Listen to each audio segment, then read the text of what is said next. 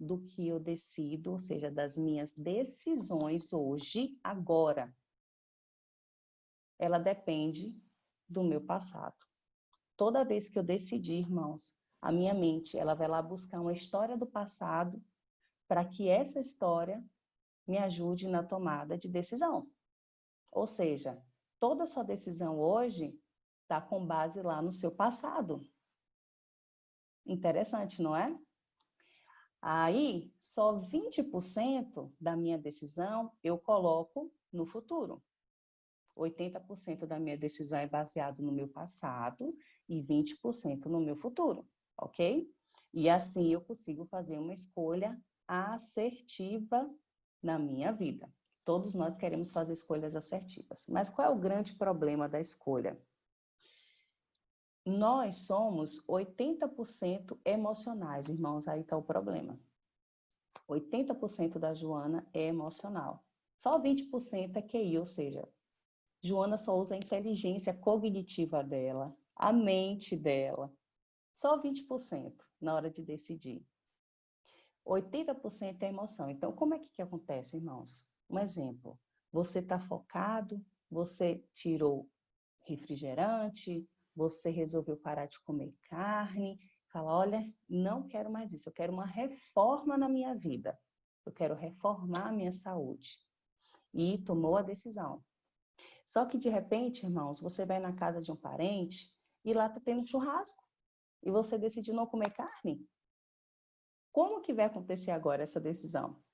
Como que você vai manter fiel à sua palavra? Tá? O seu compromisso com Deus e com você mesmo. Naquele momento, irmãos, você tem duas opções, tá? Para fazer uma escolha. Olha só. O grande problema é que a gente escolhe. Muitas vezes a gente perde o time, ou seja, a gente perde o momento. Um exemplo, tem pessoas que perdem o momento de tomar uma decisão assertiva porque elas resolvem mudar depois que adoece, não é isso? De repente, para de comer açúcar porque está com diabetes, para de comer devidos alimentos porque já está doente. Então, ela perdeu o quê? Ela perdeu o time e quer compensar pela velocidade. Então, como ela adoeceu, agora ela não pode comer mais, ela quer compensar pela velocidade. E existe também a escolha que eu tomo por precisão. O que quer dizer isso? É um momento da vida em que eu vejo que eu preciso mudar, que eu estudo a palavra de Deus, enxergo que tem a necessidade, mas eu quero ganhar por força e não por precisão. Como assim, Joana? É onde eu começo a imputar tanto na minha vida, quanto na vida da minha família, o que deve comer, o que deve fazer, como deve falar, como deve vestir. Eu quero ganhar na força e não por precisão. E essas duas opções, elas não são boas, nem por força e nem por velocidade, irmãos. O grande problema da força é que a gente quer fazer por competência pessoal. E humanamente, nós não temos essa capacidade. O próprio livro, ele diz que em todas as coisas, Cristo, Jesus, punhava seus desejos na obediência à sua missão. E ele glorificava a sua vida por torná-la em tudo submissa à vontade de Deus. O próprio Jesus, ele buscava o Criador. Ele sabia que Deus era a fonte da força dele, era a fonte de tudo. Nós esquecemos de que o próprio Deus é a fonte da nossa mudança. A gente precisa de uma iniciativa, mas a mudança vem dele. Nós, seres humanos, temos muitas habilidades. Eu posso falar depois, futuramente, sobre os perfis comportamentais, onde cada perfil tem N habilidades, irmãos, muitas. Porém, nós somos limitados. Tem coisas que o Espírito Santo precisa desenvolver na minha vida, irmãos. Um exemplo. Eu quero ganhar pela força. Olha, eu nunca fui uma pessoa generosa, mas eu admiro as pessoas generosas. Então, eu agora quero ter um coração generoso, tá?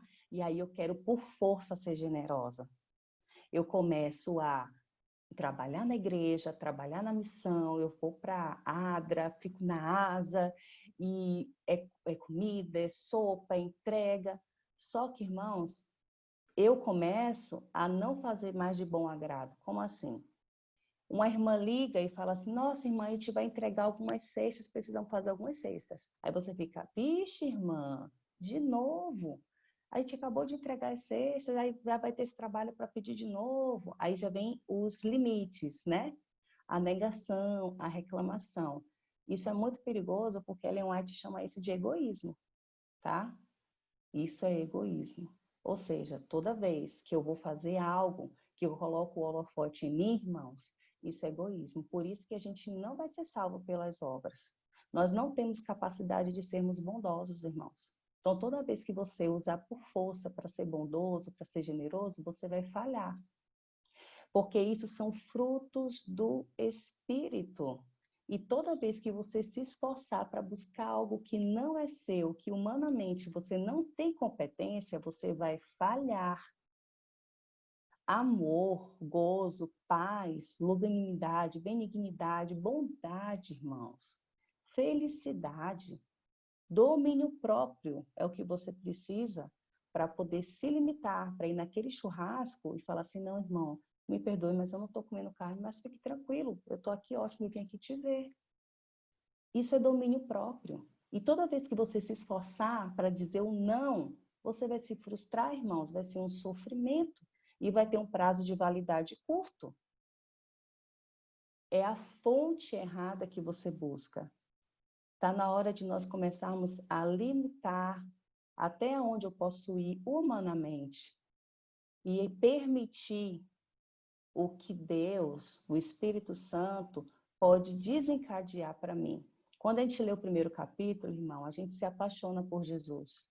Porque aqui só diz que ele era amor, que ele ensinava com amor, que ele tinha bondade, que ele abraçava, que ele não fazia acepção de pessoas. A gente fica apaixonado por Jesus. Mas por que que ele fazia isso? Sabe por quê? Porque toda vez que eu preciso decidir, irmãos, olha aqui, ó. Toda vez que eu preciso decidir, eu preciso ir no meu passado. Vocês lembram? Eu tenho que ir lá no meu passado, buscar um evento para que eu tome a decisão. 80%, lembra? Eu vou lá no meu passado. Irmãos, se eu for lá no meu passado e conto uma história de dor, olha aqui, ó. O que é história de dor? Algum trauma que eu passei, algum abuso, alguém da minha família que faleceu, de repente, enfim, qualquer história que te traga um trauma ou te traga a esperança, isso vai refletir no seu futuro. Olha aqui a projeção do futuro, ó. A gente começa a projetar. Então, se no seu passado tem história de dor, o seu futuro você vai projetar medo. Então, toda vez que seu cérebro precisar decidir, ele olhar lá para trás e encontrar uma história de dor, irmãos, dificilmente você vai sair do lugar. É muito provável que você não saia, porque o medo paralisa. E aí você se fica paralisado e você começa a justificar porque você paralisou. Como assim? Aí a ciência já falou que 40%, você tem 40% de chance de ter câncer se comer carne. Isso é a ciência que diz, 40%, irmãos. Você tem 70% de chance de ser diabético se você tomar refrigerante ou desenvolver um câncer. Isso é a ciência quem diz, irmãos. E aí, você olha para trás e contra um evento de dor, na hora de entrar em ação, você não toma a melhor escolha, paralisa, porque no seu futuro é projetado o medo, aí você vem com a desculpa. Qual é a desculpa? Ah, mas não é pecado comer carne. Eu posso comer, não é pecado comer carne. Isso porque eu fico paralisado. Ah, irmãos, mas isso daí é no tempo de Ellen White, não é para o meu tempo, é diferente. O seu cérebro, ele começa a dar desculpa, ele procura justificativas positivas para o seu paralisar, porque você não desenvolve. Se você olhar para o seu passado, irmãos, e encontrar uma história de esperança, você projeta um sentido para o seu futuro. Olha que interessante. No texto quando a gente lê, o que Jesus mais fazia era projetar esperança. Era sempre colocar na pessoa uma história de esperança. Olha que lindo, que maravilha. Tem assim, ó, que vida atarefada levou ele. Dia a dia podia ser visto entrando nas humildes habitações da miséria e da dor. Olha a dor aqui, ó, gente.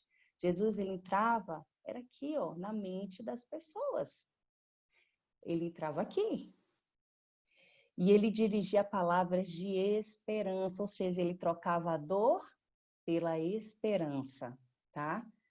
Ele entregava esperança aos abatidos, ele dava paz. Olha a troca, ó. Ele pegava dor, trocava por esperança, para que a pessoa tivesse o futuro com sentido, para que ela entrasse em ação, para que o medo não paralisasse.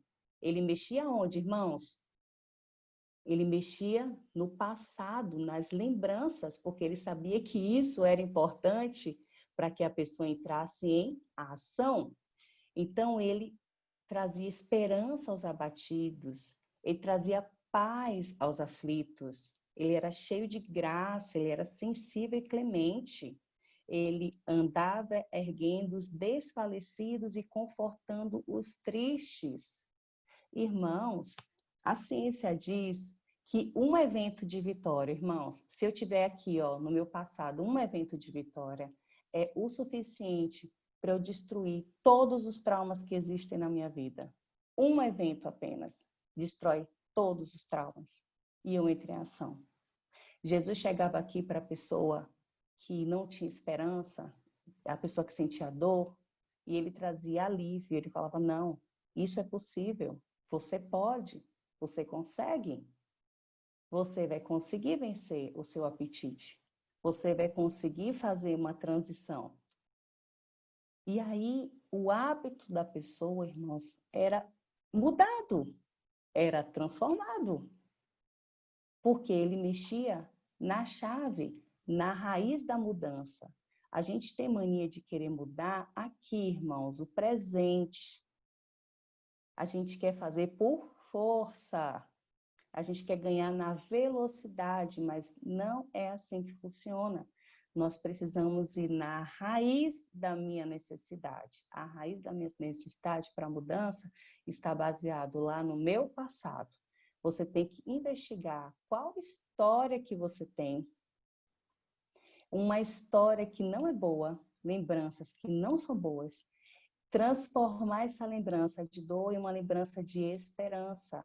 Mas, Joana, eu consigo fazer isso? Sozinho não, irmãos. Sozinho não. Mas a palavra de Deus diz que nele nós podemos tudo. Tudo, irmãos, quando diz tudo, é sem restrição. É sem limitar. Então, tudo que você deseja, irmãos, nele você consegue. Então, você consegue colocar uma esperança numa história de dor e você consegue projetar, enfim, um futuro que faça sentido. Irmãos, Deus, ele faz tudo perfeito. O nosso lobo frontal aqui, o córtex frontal, é onde desenvolvo a minha imaginação. Deus não criou essa área à toa, irmãos.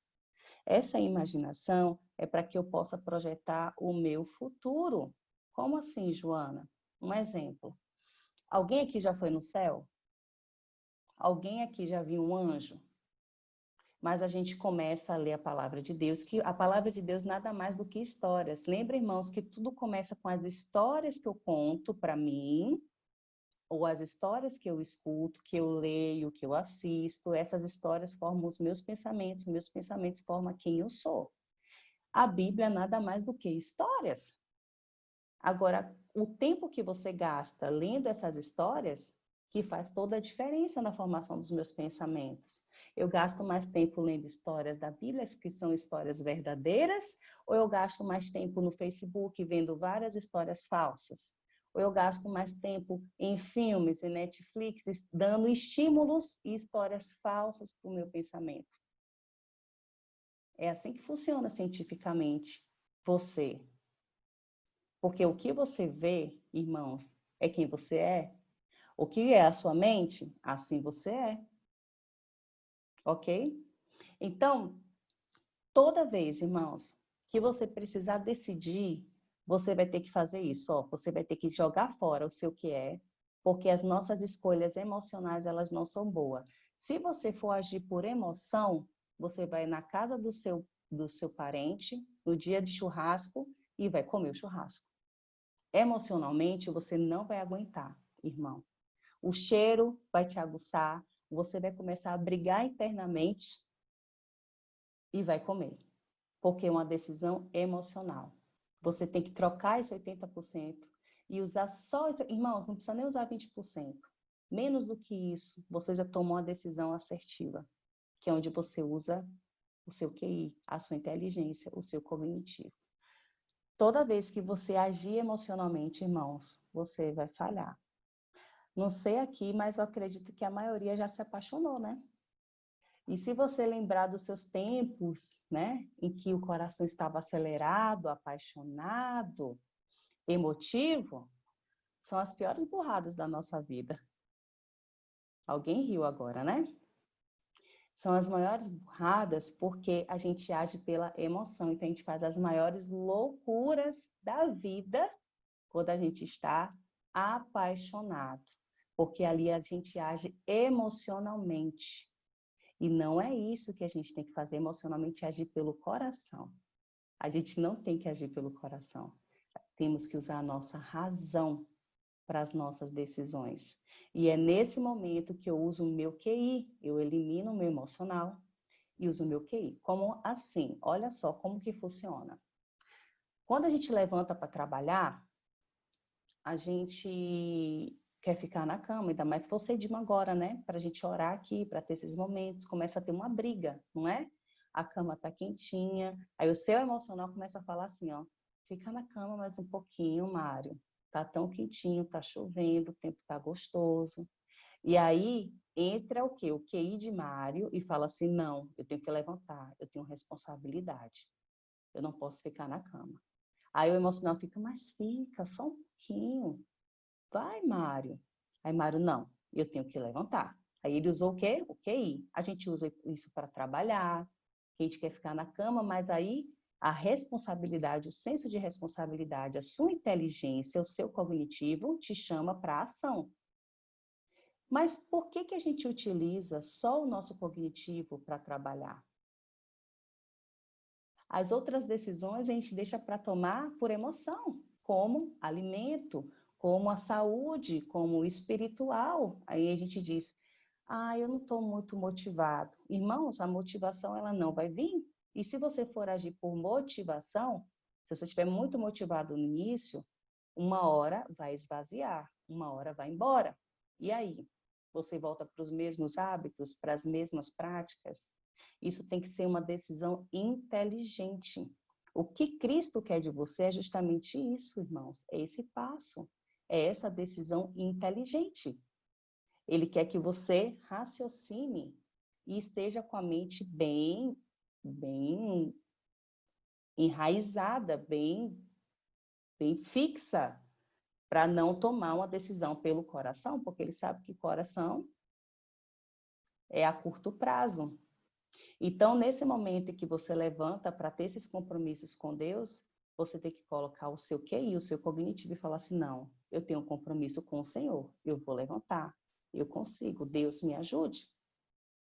Quando você tem que cuidar da sua alimentação, cuidar da sua saúde, do seu espiritual, você tem que usar o seu QI e olhar para o alimento e falar assim, não, aonde eu quero chegar? Você tem que olhar para o futuro e encontrar sentido.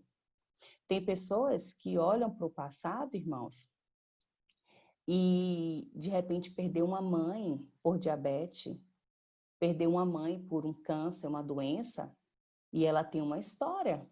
E quando ela projeta o futuro, ela fala, não, eu não quero ter isso. E ela começa a mudar aqui, no presente, na minha ação. Ela encontra um sentido para o futuro, ok? A diferença é que, olha que maravilha, quando eu pego a palavra de Deus, quando eu pego um livro desse, e começo a ver a vontade dele, o que ele deseja para mim, aonde ele quer que eu esteja, na posição que eu me encontre, não tem como eu olhar para o futuro, irmãos, e não ver sucesso. Porque Cristo ama seus filhos, ele não quer que a gente adoeça.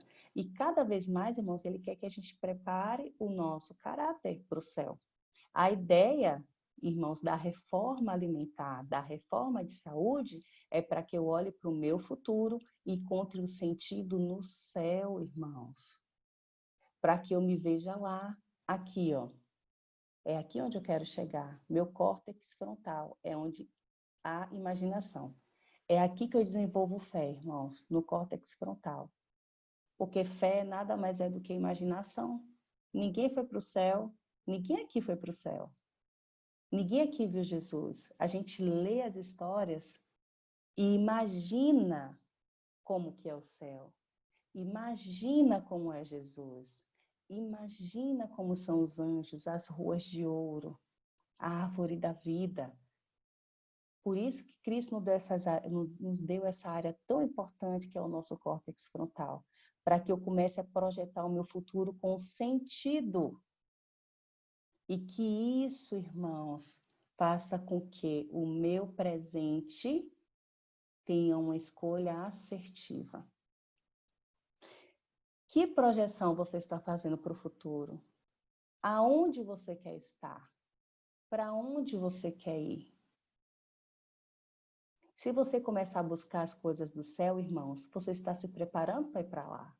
Se você buscar as coisas desse mundo aqui no presente, irmãos, você também está se preparando para aqui. O seu presente é um preparo para algum lugar. Tudo depende de onde eu quero ir. Para onde você quer ir, irmãos? A carne não é pecado. Tomar refrigerante não é pecado. Comer açúcar não é pecado, irmãos. Mas aonde você está se preparando para ir, queridos, não tem. Não vai ter.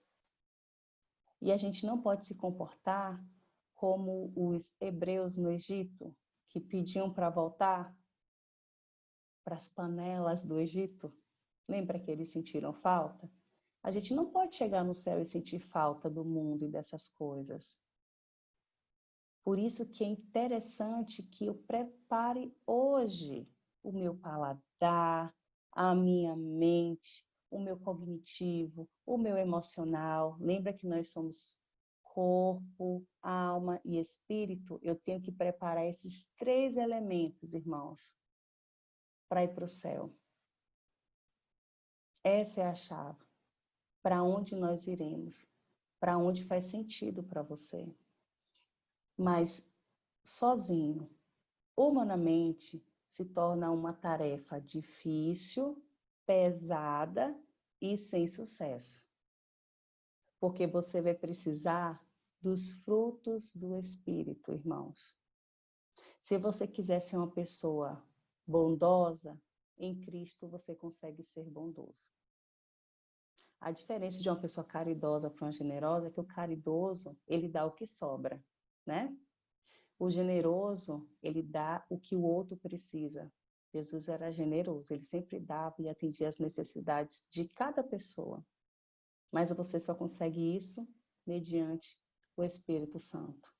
Se você quiser ter domínio próprio, aprender a dizer não na hora do não, aprender a dizer sim na hora do sim, fruto do Espírito está disponível para você, irmãos. É só pedir para o nosso Criador que Ele te dá.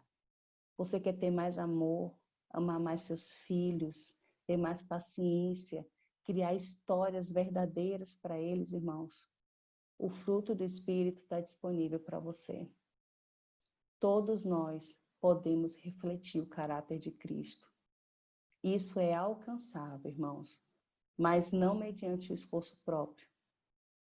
Isso é um mérito do Espírito Santo. Eu preciso apenas fazer uma escolha assertiva agora no meu presente, para que eu receba, então, todos os aparatos necessários espirituais para avançar. É desse jeito que funciona. E aí, queridos, Eu quero falar para vocês aqui um trechinho do livro que eu achei. Não, esse livro é fantástico. Já faz um tempo que eu li e foi muito bom pegar ele novamente. Diz assim, queridos: onde quer que houvesse corações prontos a receber-lhe a mensagem, ele, Jesus, os confortava com a certeza do amor de seu Pai Celestial. É lindo, irmãos. É lindo de ver isso daqui. Porque Jesus, ele estava atrás de corações, mas aqueles corações que já estavam preparados, esperando o Messias, recebiam a mensagem com mais facilidade. O que nós devemos fazer hoje no nosso presente é preparar o nosso coração para a grande vinda do Mestre, preparar o nosso coração para a chuva serôdia. Nós iremos receber. E quando Cristo fala, irmãos, para nós cuidarmos do nosso corpo, da nossa alma, do nosso espírito, é porque ele sabe que essa geração é uma geração endurecida. Né? A porção dobrada do Espírito Santo vai cair, irmãos, porque é extremamente necessário que eu tenha essa porção dobrada, de tão rebelde que eu sou. E para quebrar um pouco essa rebeldia, é bom que eu prepare também intelectualmente o meu corpo. E a alimentação me ajuda a preparar intelectualmente. Entendem?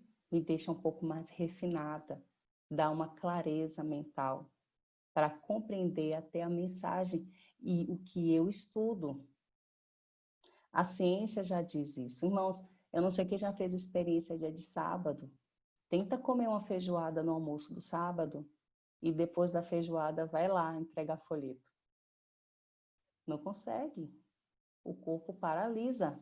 A gente só sente vontade de rede. A gente quer uma rede, quer uma cama, quer dar um cochilo. Porque é um tipo de alimento que me deixa paralisado. Então, tem alimentos que não são bons para que eu entre em ação.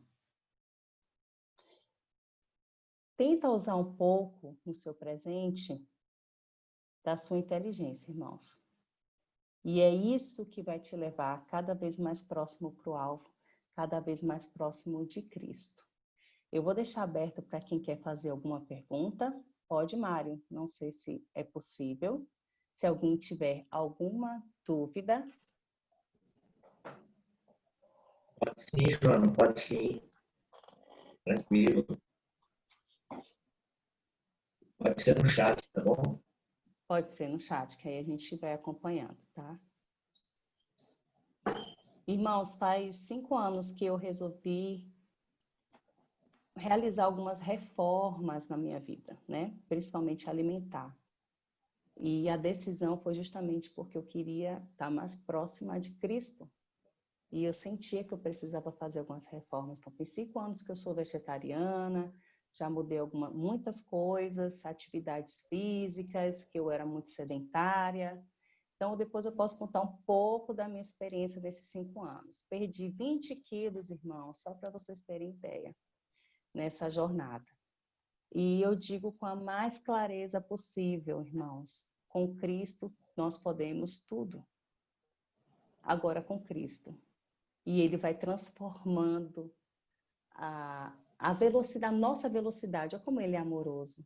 Ele nem exige que seja na velocidade dele, mas que seja na nossa velocidade, nos amando, sendo pacientes, mas que seja progressiva a mudança. Eu não posso estacionar. Eu tenho que cada vez mais avançar. Mário está colocando as perguntas aí? Joana, alguém está perguntando como é que faz para consultar você, para ter uma consulta com você. Eu estou no grupo do Madrugada com Deus. Pode Isso, é isso que eu ia falar. A Joana faz parte do grupo das Madrugadas com Deus, o contato dela está lá, tá bom? Eu estou olhando aqui, Joana, é a alegria do João Rodrigues, da cara de João. Eita, Rodrigues, que orgulho santo, hein?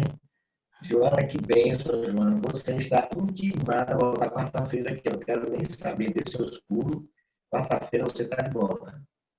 Estaremos, sim, será um prazer, irmãos. Eu digo assim que eu não tenho nem capacidade para falar com vocês, irmãos, mas eu aprendi que quando Deus nos enche, eu não posso reter isso para mim. Eu tenho que me esvaziar. Entendem? Tudo que vocês sabem, irmãos, vocês precisam esvaziar. Tem pessoas que precisam do seu conhecimento. Tem pessoas que precisam do seu testemunho. Aprende a esvaziar também e passar o que você tem para outros. Tá? Então, eu não sou pregadora, eu não tenho esse perfil de pregar, mas eu tento passar um pouco do que eu estudo e do que eu sei, para que eu sei que de alguma forma Deus vai agir aqui na vida de alguém, para que seja um estímulo, tá? Para a mudança. Mas não esqueçam que é só através do Espírito Santo de Deus que chegaremos na verdadeira vitória. Que Deus abençoe cada um de vocês. Amém, Joana, amém. Deus seja louvado, muito bom. Nossa, que bênção, viu? Louvado seja Deus. E hoje só foi apenas o capítulo 1, imagine que vem por aí, Angélica. Que bênção, hein? Ontem foi tremendo, hoje maravilhoso. Então, cada madrugada vai ser algo extraordinário, pela graça de Deus. A nossa gratidão, viu, João? Muito obrigado. Quarta-feira estaremos de volta, porque amanhã nós temos a vigília, tá? Lembre-se sempre, toda terça-feira tem a vigília, e nós vamos retomar na quarta-feira com a presença da nossa irmã Joana, ok? Vamos encerrar aqueles cantando o hino pelo poder, tá? Vamos cantar o teu poder, logo depois das considerações finais de Joana e a oração.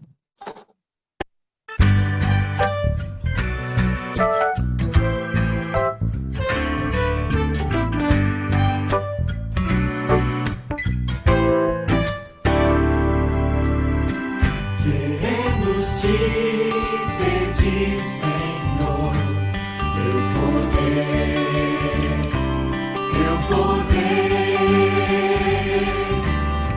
Só há um meio de vencer, teu poder, teu poder, teu poder,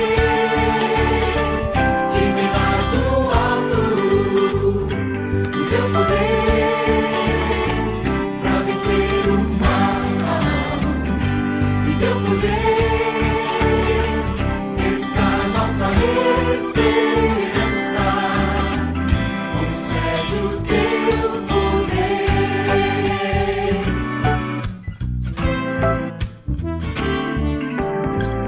Estamos tão cansados, Pai, da poder, nos dá poder.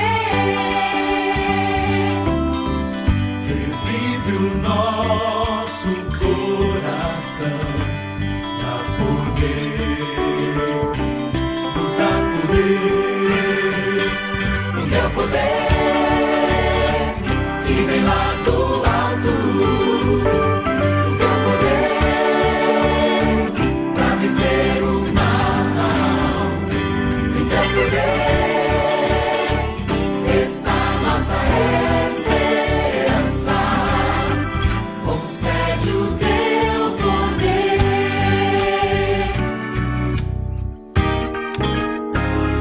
o teu poder que vem lá do alto, o teu poder pra vencer o mal. Em teu poder está nossa esperança. Concede o teu poder, concede o teu poder.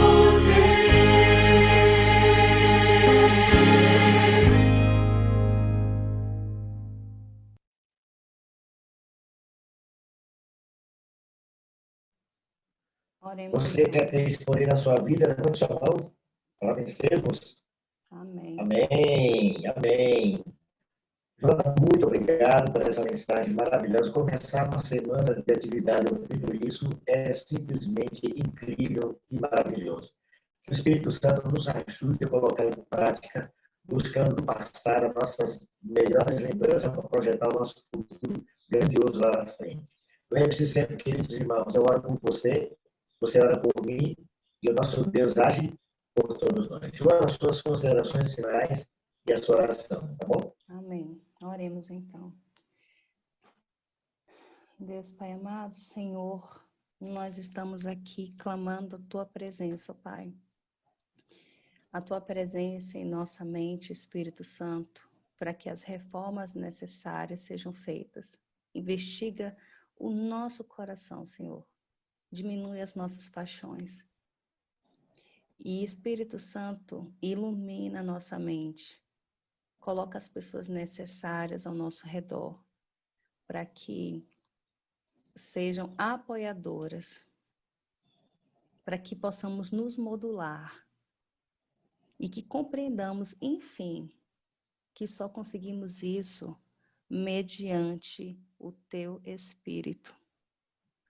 Nos ajuda e nos impulsiona a termos a iniciativa da mudança e que humildemente estejamos dispostos, sem questionar, sem reclamações, que possamos ser obedientes a cada um dos Teus ensinos, nos acompanhando esse resto de dia. É isso que nós te pedimos em Teu nome, Jesus. Amém. Que Deus abençoe cada um, irmãos. Que a graça e a paz. Queridos, muito obrigado. Joana, muito obrigado. Sinta-se abraçada por este grupo seleto. Estamos aqui dispostos a aprender cada madrugada. E pela graça de Deus, colocamos em prática. Deus continue te abençoando, te iluminando, colocando sabedoria no seu coração para levar esperança e conhecimento a tanta gente. Você continue sendo o instrumento das mãos do nosso Deus. Muito obrigado a todos. Um ótimo dia. Juliana, obrigado pelo apoio, pela colaboração. Que a bênção e a paz do Senhor esteja com todos vocês. Um ótimo dia para vocês.